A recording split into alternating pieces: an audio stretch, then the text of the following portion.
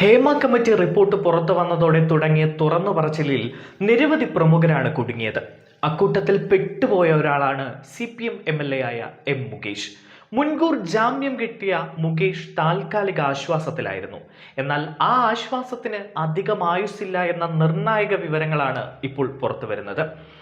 മുകേഷ് MLAയുടെ മുൻകൂർ ജാമ്യം ഉടൻ റദ്ദ് ചെയ്യാനായുള്ള തിടുക്കപ്പെട്ടുള്ള നീക്കങ്ങളാണ് പിണറായി സർക്കാരിന്റെ ഭാഗത്തു നിന്ന് തന്നെ ഉണ്ടാകുന്നത്. നടിയെ പീഡിപ്പിച്ചു എന്ന കേസിൽ നടൻ മുകേഷ് MLAയുടെ മുൻകൂർ ജാമ്യം റദ്ദാക്കണമെന്നാവശ്യപ്പെട്ട് പോലീസിന്റെ പ്രത്യേക അന്വേഷണ സംഘം ഹൈക്കോടതിയെ സമീപിക്കാനുള്ള നീക്കങ്ങൾ തുടങ്ങിക്കഴിഞ്ഞു.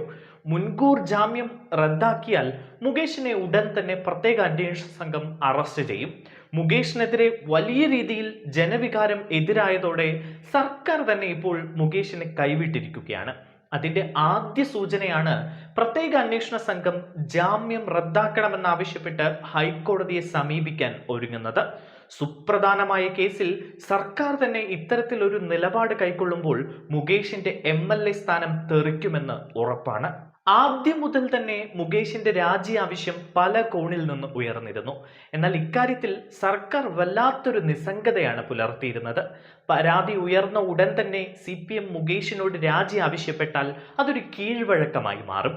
ഭരണപക്ഷത്തിലെ ഏതൊരാൾക്കെതിരെയും ആർക്കും ആരോപണം ഉന്നയിക്കാവുന്നതാണ്.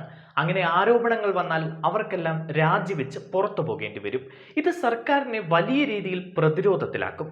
അതുകൊണ്ട് തന്നെയാണ് വളരെ സാവധാനം തന്ത്രപരമായി സർക്കാർ ഇപ്പോൾ മുകേഷിനെ കൈവിടുന്നത്.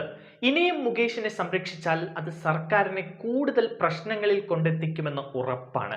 മുകേഷിന് നേരെ ഒന്നിനു പുറകെ ഒന്നായി നിരവധി ആരോപണങ്ങളാണ് വന്നത്, അതും ഗുരുതരമായ ആരോപണങ്ങൾ. ഇപ്പോൾ മുകേഷിനെ ഒഴിവാക്കിയില്ലെങ്കിൽ ഹേമ കമ്മിറ്റി വിഷയത്തിൽ സർക്കാരിന്റെ ധാർമ്മികത ചോദ്യം ചെയ്യുന്ന അവസ്ഥയിൽ കാര്യങ്ങൾ കൊണ്ടെത്തിക്കും. ഇത് മുന്നിൽ കണ്ടുകൊണ്ടാണ് സർക്കാർ ഇപ്പോൾ മുകേഷിനെതിരെ പ്രത്യേക അന്വേഷണ സംഘം വഴി നീങ്ങുന്നത്. മുൻകൂർ ജാമ്യം കോടതി റദ്ദാക്കിയാൽ മുകേഷിനെ ഏത് നിമിഷവും അറസ്റ്റ് ചെയ്യാം. അറസ്റ്റ് ഉണ്ടായാൽ പിന്നെ മുകേഷിന് MLA സ്ഥാനത്ത് തുടരാൻ കഴിയില്ല. അതോടെ അദ്ദേഹത്തിന് MLA സ്ഥാനം കൂടി രാജിവെക്കേണ്ടി വരും.